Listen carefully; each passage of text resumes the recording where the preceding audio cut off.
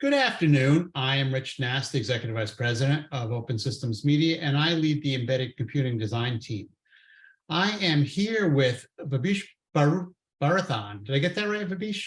Oh, yeah, that's right. Good. Okay, because I'm a name mangler, and I apologize, but I think I got that right. He's a product marketing manager with Infineon Technologies. And the reason I wanted to bring Vabish in here, we've been talking a lot about touch capability and how you add that into your existing design.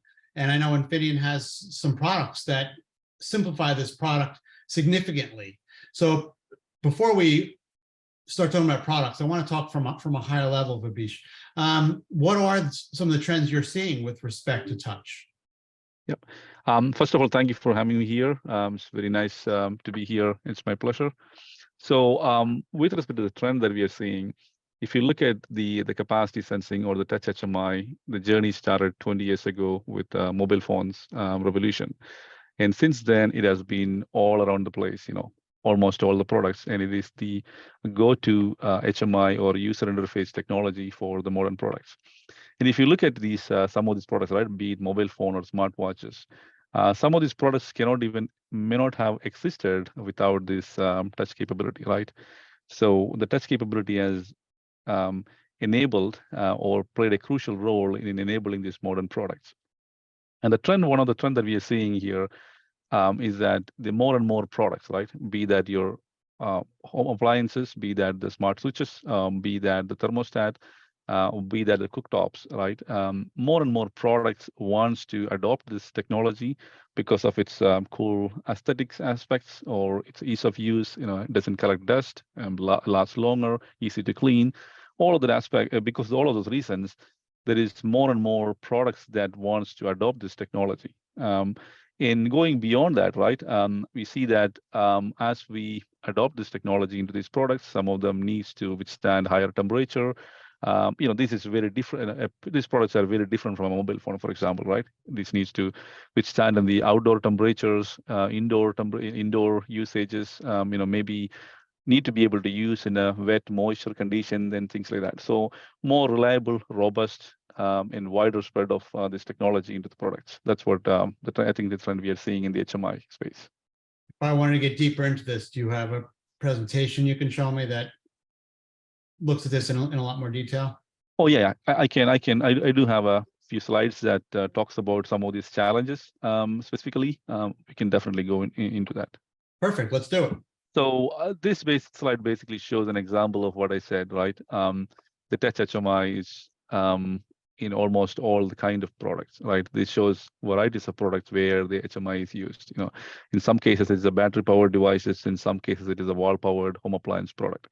And this technology is being adopted into the varieties of these products. And that's a trend we are seeing. Now, if you look at this array of products, you have things that are plugged into the wall. You have things that are super low power, like I see a smartwatch. And then you have a drill, which has a motor, which I imagine is difficult to design to. What are the different, there are very different design issues associated with each of those, I assume. That is correct. So it is very challenging to design into these Touch HMI for these products, right? And it really depends based on the application. For example, if you talk about the wearable product, the challenges are going to be how you compress the size into a form factor that you can wear on your body, for example. Or these products usually are powered from the battery. So how do you make it extremely low power so that the battery lasts longer, right? So these are some of the challenges you might find on designing a wearable product, as opposed to if you're looking at integrating a Touch HMI into a cooktop. These products heats up so fast, right? And it needs to withstand the temperature and need to be able to reliably operate in that temperature. Similarly, some of these products maybe need to be used in the wet, moisture conditions, for example, or maybe immersed in the water, such as the shower controls and things like that, may be exposed to the water, both cold and hot water so frequently that it needs to reliably operate. And some of the products like drilling machines or the washing machine, things like that, Some of them are wall powered, and there's a lot of noise that is coming from the wall power. Or there is maybe a motor, operating next by, into the Touch HMI that pumps in a lot of noise to the system itself, making it very challenging to make the capacity sensing reliably operate. So it really varieties of challenges depending upon the type of products for the HMI. Very good. Okay. I have some of these specific challenges here. For example, temperature, right? Think about a cooktop, for example, or an outdoor product that may be exposed to a continuous sunlight. These products can heat up so fast, and it needs to be able to withstand both cold as well as much higher temperature. And the capacity sensing in general is sensitive to this temperature because the thermal expansion of the mechanical construction can influence or change the capacitance property of the sensor or the sensor construction itself. So being able to operate on the wider temperature is an important factor. Similarly, outdoor application may be exposed to rain, snow, and water, etc. And if you're talking about a wearable product that you're wearing, for example, earbud, you may be using it, when you're sweating, for example, or when you came out of shower a few minutes ago, right? So this needs to be operate under wet moisture conditions. Things like the modern products, I think the traditional the shower controls and all that is being replaced with cool looking, aesthetically attractive touch controls, and these needs to work in that extremely wet condition, both cold and warm water. So I think making it work in a wet condition is generally a challenge for the capacity sensing. And like I said, noise immunity. These when we are talking about the capacity sensing, we are talking about sensing a really minute pico or attofarad level of change in the capacitance of the sensor. These capacitance could be affected by various factors from the outside of the system itself, such as radio transmission from your mobile phone, for example, or the harmonics noise come from your AC line noise, or like I said, the noise that is generated within the system itself, such as motor or maybe a Bluetooth or RF antenna in the system itself, right? So these various kind of noises that can come within the system or outside the system can actually cause false touches or maybe non-linear behavior from the system. So designing the system to work extremely efficient and reliable in this noise condition is another challenge. To go further, right? The cost, the consumer segment, the cost is, it's a very sensitive. Consumer products are very sensitive to the cost, right?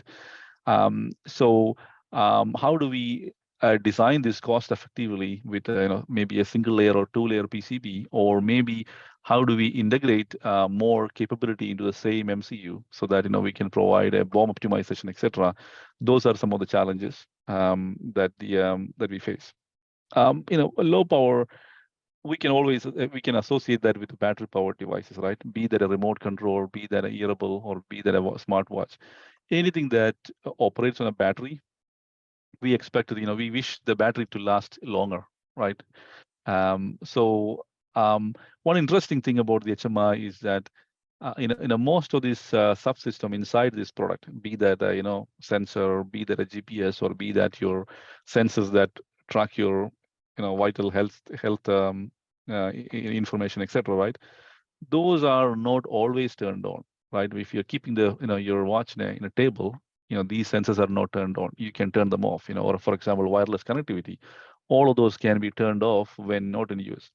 But the Touch HMI has to be always turned on, because you never know when a user would actually touch on that interface and wake up the product. Also, although the HMI, the Touch HMI or the screen itself consumes a much lesser power, it is important to optimize the power on that subsystem, because it is something that is always on. So if you want to achieve a much better battery life, you need to actually optimize the HMI current as well, along with the other subsystem. Is it the norm that you have to design to all of these things at the same time, or do you generally optimize for one of the three or two of the three? The underlying technology that we have is the same, right? Because some of these challenges are very common. And if you segment the technology one for the each of this problem, then the portability becomes an issue, and the learning curve is also maybe a problem for the customers, right? Because if you fine tune or if you design the technology for each of this problem. So the approach that we have taken here, the underlying technology is same, right? Or the IP itself is same, but whereas there are different products that rides on this technology that is scattered towards each segment. For example, in a home appliance, you need a large number of panels. You have a really big panel in where you have a large number of sensors inside. So you need really an MCU with let's say 100 pins or 100 inputs, 100 GPIOs. Whereas that is very different on an earbud. You need a really tiny WCLC package to fit into that form factor. So the underlying technology is same, although the product may be different for attacking each of these problems. So we brought in a new architecture called ratiometric sensing that basically helps to improve the signal to noise ratio performance by 10x compared to the product out there in the market or the state of the art technology out there in the market. This block is also called multi-sense converter. It is called that way because it's basically a analog to digital converter, but has a sensing capability. It can sense multiple sensors without really needing for the traditional signal conditioning and so on. So you can interface these sensors directly to the system. And it can also sense multiple things. It can sense self-capacitance, mutual capacitance, inductive sensor, providing certain capabilities such as touch sensing through the metallic surfaces and so on. The flexible AFE or the analog front end is really flexible, that you can interface other sensors such as the PAR sensors and proximity sensors, etc., directly to the device without really needing the signal conditioner. We are also bringing in a lot of digital enhancements such as autonomous operation.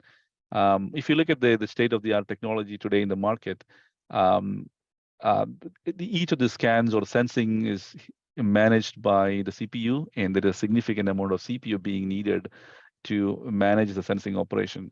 We are bringing in something called an autonomous capability where the touch subsystem can operate without a need for a CPU bandwidth. This is important because one, this actually speeds up the sensing operation, so thereby providing better experience and a better refresh rate on the product, on the user interface of the product. Secondly, it unlocks the CPU bandwidth. Now you can use the CPU bandwidth to implement other system functionality using the same MCU. So more value from the same MCU because we are unlocking we are unlocking the bandwidth that was previously occupied for the touch sensing. Very good. There's a laundry list of other enhancement which time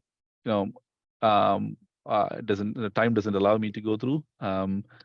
But at a high level, I can say these are basically 6 key pillars that you need to consider at a device level, as well as a system design level for creating a seamless Touch HMI on the end product. And these are also exactly the same areas where the 5th generation technology bringing the improved performance. Like I said, the signal to noise ratio 10x higher performance compared to the state of the art technology out there in the market today. Low power, we are cutting down the power by 10x on the both standby as well as on the active power. So you can operate these products. You can run a small 1-inch screen or a 2-inch screen with a 200 microamps of active current. That's so impressive. There isn't a solution out there. I think you will find it difficult to find a product out there in the market which can do it, which can do that today. While all doing this, while we are improving the SNR, at the same time cutting down the power by 10x, we are also able to meet the refresh rate of 120 Hz or higher, in maintaining that the seamless user interaction. And like I said, noise immunity, reliability, all that is preserved in this new architecture. And with the ratiometric differential sensing, we will actually address some of those challenges on the noise aspect, such as common mode noises, or RF or conducted noise. All that is being addressed with this new architecture, sensing architecture. Multi-sense is a capability that allows to combine more than one channel or one chip together at the same time and run a parallel scanning. So why this is important is that with this you can support a larger panels and larger touchscreens or larger panels on washing machine and things like that, or a larger touchscreens on your refrigerator and things like that. All of this goodness coming to the 5th gen technology. When you say larger, how large are you talking about? One chip can handle about 8-inch wide of a screen. You can also add more than one chip together to go to 15-inch, 21-inch, and 26-inch, and so on. Very good. I do have a demo that I can show, a demo video that I can show where we are running an 8-inch touchscreen with a single chip, and yet it works reliably with the glove, with the water spraying on it, and so on.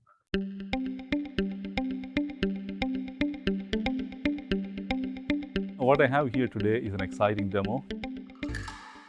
It's a touchscreen built for industrial application, powered by Infineon's latest CASENS technology. In this demo, we have also partnered with UICO, the maker of DuraTouch industrial touchscreen module maker, to bring a turnkey solution to the market.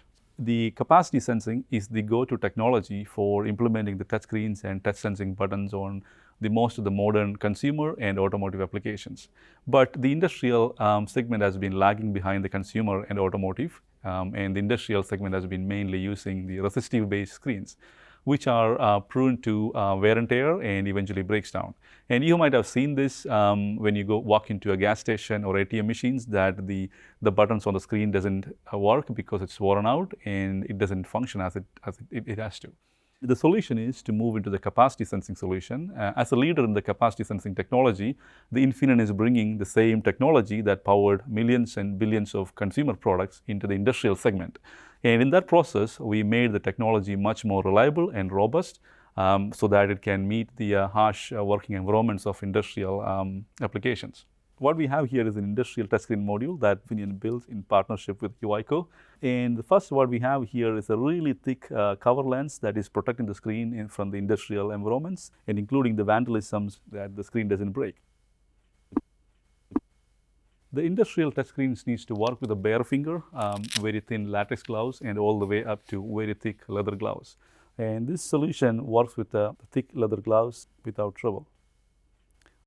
While supporting the glove touch, while supporting the thick cover lens, we are also able to waterproof the screens. And here we go. So you can see here, the screen doesn't force trigger at all, and it's able to reliably work in these conditions without trouble.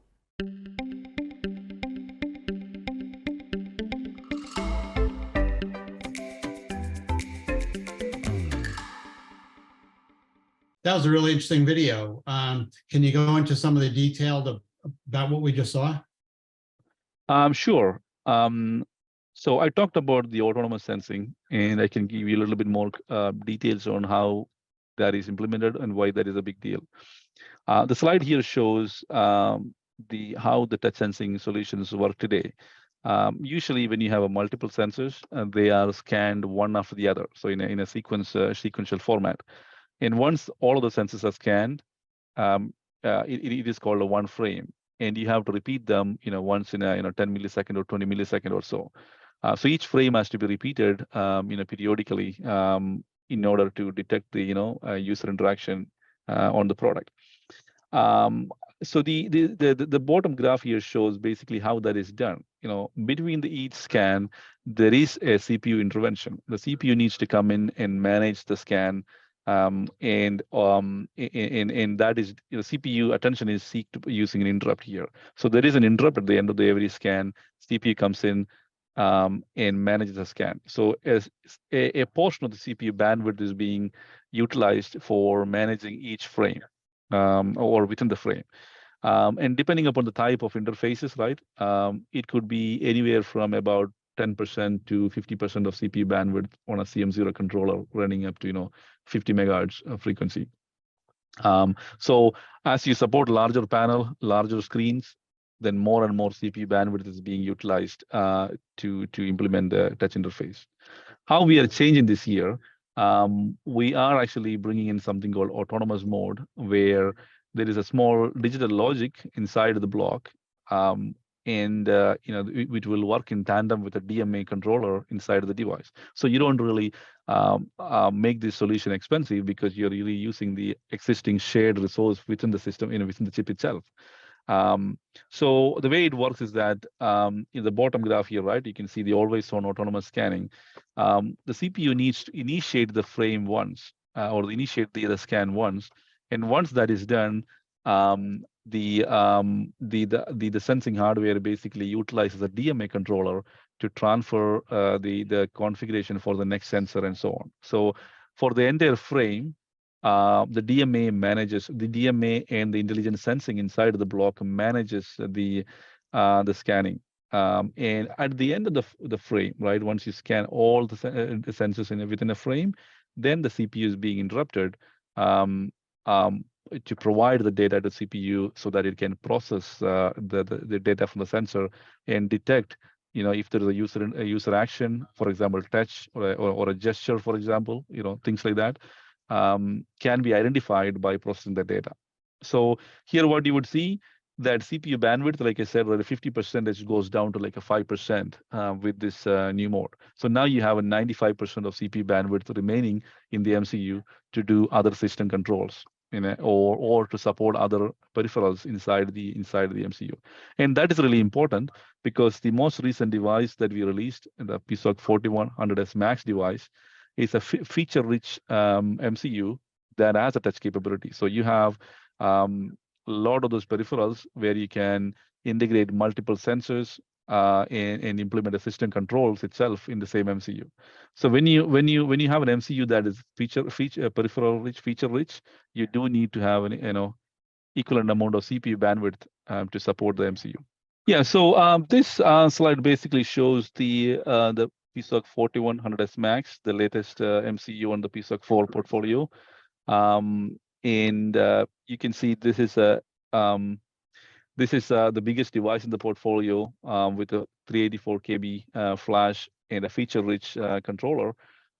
It does support the dual capstans block, 2 capstans block, and a set of programmable analog blocks, and also set of digital blocks such as segment LCD, counter timer PWMs, I2S, and master configurations, as well as SCB serial communication block, where you can implement I2C, SPI, UART kind of communications in these blocks. Now, besides this also supports the CAN-FT, crypto for cryptography, and so on. And the biggest package available is 100-pin TQFE, supporting 84 GPIOs. This is in production, shipping in mass volume today. Have you guys put together a development board to help people get started?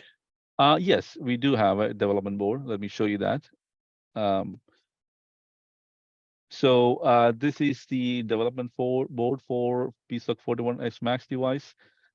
This actually has 2 PCBs. On the left-hand side, you can see it is a touch control board. You have a trackpad, a proximity sensor, and also a slider on this board. And you can use this connector here with a ribbon cable that is shipped, supplied with the kit to interconnect and use either trackpad or the slider with this kit. The kit also has 2 touch buttons, supports both self and mutual. And then it has an extendable Arduino compatible connector that you can plug in the daughter boards into it. The both programmer and debugger is built into the kit, so that you can plug into the PC, right away program from the Modus Toolbox or IDE into the device, and start hitting the ground. So what's the starting point for a designer? I know I want to add touch into my existing system. Where do I start? The Infineon has something called capstans or a design guide, or getting started with the capstans design guide.